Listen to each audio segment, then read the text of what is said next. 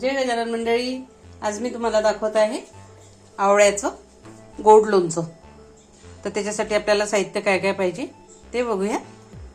तर सुरुवातीला तर आपल्याला आवळे लागतील आहे, तसे धुवून स्वच्छ केलेले ताजे आवळे घ्यायचे। त्याच्यासोबत लागणार आहे गूळ। आपण गोड लोणचं करत आहे ना, त्यामुळे आपल्याला गूळ लागेल इथे।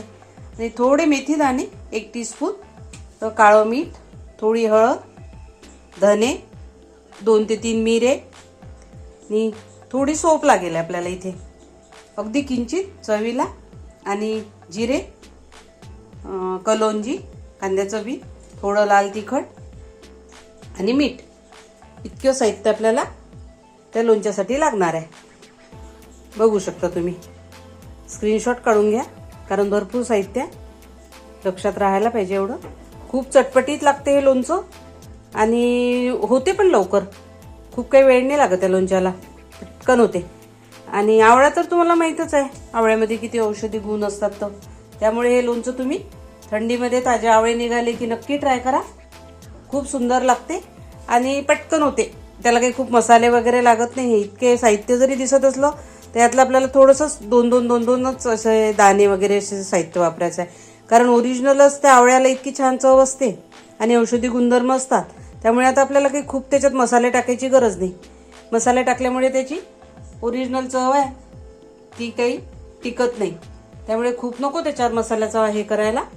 मोजकेच, अगदी कमी, 2-3 मेथीचे दाणे, 2 मिरे, एवढंच आपल्याला साहित्य। आणि आवळा तर चांगलाच असतो आरोग्यासाठी, त्यामुळे आता चला आपण करून बघू आवळ्याचं गोड लोणचं। चला तर मग रेसिपीला सुरुवात करूया। आपण एका कढईमध्ये पाणी ठेवलंय, पाण्यामध्ये स्टँड ठेवलाय, स्टँडवर एक चाळणी ठेवली आणि त्यात आवळे ठेवले वाफायला। त्याच्यावर आता झाकण ठेवून हे आवळे वाफून घेऊयात। अशा आपण त्याच्या आता फोडी करून घेतल्या। आता या फोडी मसाल्यात बुडवून घेऊयात। आता एका कढईमध्ये आपण ते मसाले भाजून घेऊया। 1 चमचा बडीशेप, अर्धा चमचा जिरे आणि 1 चमचा धने, थोडी कलोंजी, अगदी 4-5 मेथीचे दाणे। हे सगळं आता आपण या पद्धतीने भाजून घेऊया। या पद्धतीने आपण जे मसाले भाजलेले आहेत त्याची अशी भरड करून घेऊया आणि लोणच्याच्या फोडीला लावून घेऊ। आपण जे आता मसाले करून घेतलेले आहेत ते आपण याच्यात मिक्स करून देऊ।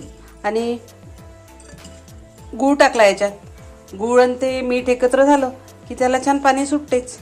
मग पाणी सुटल्यानंतर हे आपण आता गॅसवर ठेवूया।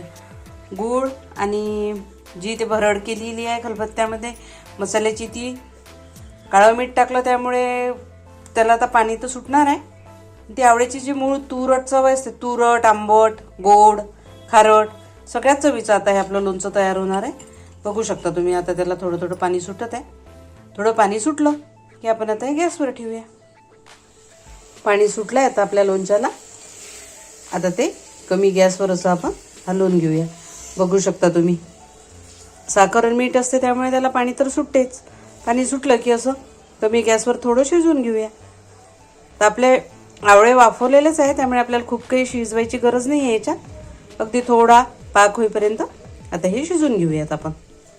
बसच, आपल्याला खूप पाक नाही होऊ द्यायचा याचा घट्ट, नाही तर मग त्या फोडी अशा कडक होतात, मऊ नाहीत राहत। असं रसरशीत लोणचं आपलं तयार झालेलं आहे, आवळ्याचं गोड लोणचं। नक्की ट्राय करा।